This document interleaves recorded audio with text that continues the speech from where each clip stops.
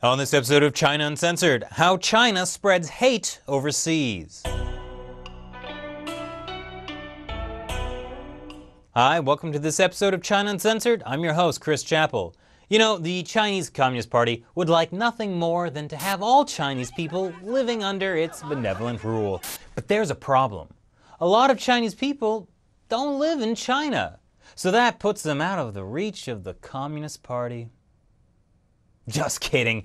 In fact, there's a branch of the government dedicated to just, let's call it, extending the party's reach. The Overseas Chinese Affairs Office of the State Council, or as I like to call it, the Ministry of You Can Run, but You Can't Hide.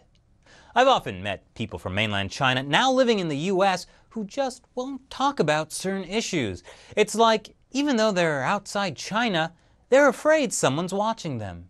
Turns out, there is. In fact, outside China, the party often uses so-called third-party groups who, on the surface, seem to be unaffiliated with Chinese authorities to keep an eye on overseas Chinese and spread the party's message. Here's an example. Loyal China Uncensored viewers know that recently there have been arrests and investigations of high-ranking members of former Chinese leader Jiang Zemin's faction like Zhou Yangkang. These are people who made their fortunes and amassed incredible power from Jiang's persecution of the Falun Gong spiritual practice. So now that they're gone, shouldn't things be getting better for Falun Gong? Well, it turns out, at least internationally, things are getting worse. This is what was going on in Taiwan earlier this month. Falun Gong practitioners being physically assaulted outside of Taipei 101. Yes, this is Taiwan, and yes, those are people waving the Communist Party's flag right in people's faces. No, literally. They call themselves the Concentric Patriotism Association of the Republic of China, even though they're waving the flag of the country that has vowed to conquer the Republic of China, aka Taiwan, by force if necessary. And when shouting slogans like, "Long live the Communist Party," and singing propaganda songs like, "There is no new China without the Communist Party," you've got to wonder who's funding these guys. They also were taking photos of Falun Gong founder Li Hongzhi and smacking it with a toilet plunger. These are adults. Maybe instead of using the plunger on pictures of Li Hongzhi, they should use it to clean up after all those mainland kids whose parents are letting them pee and poo everywhere. Now, this group has been active for years, but this is definitely a recent escalation.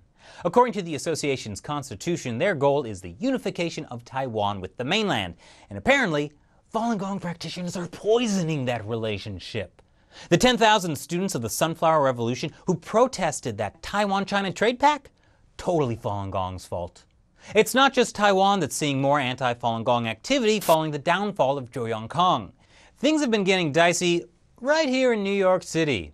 Since the official announcement that Zhou was under investigation, a group called the Chinese Anti-Cult World Alliance has been doggedly tagging Falun Gong activities in the city.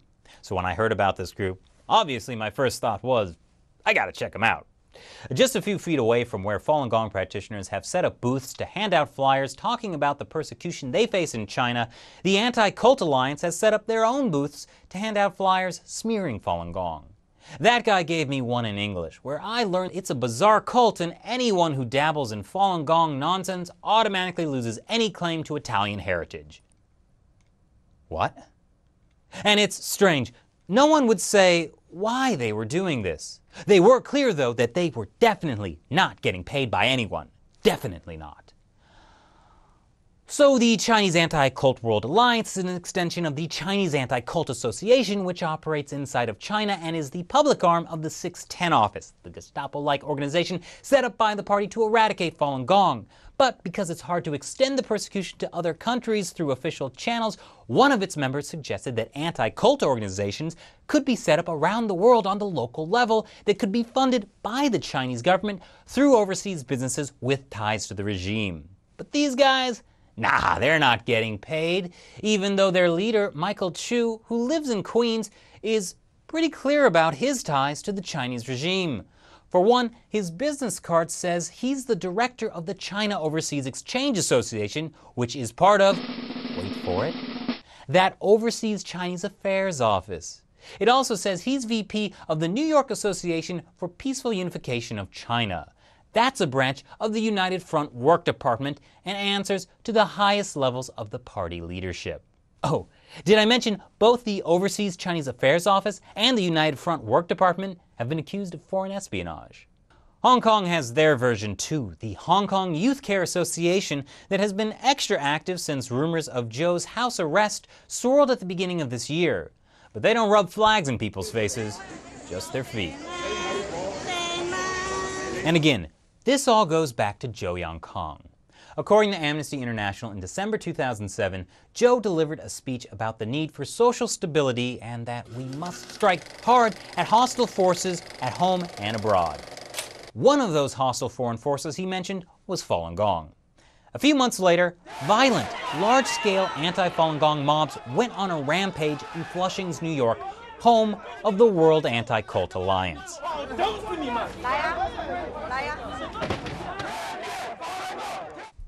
Very interesting. Sources in Flushing told the Epoch Times that Zhou even sent a Daring to Struggle award to one of the major players in the attacks.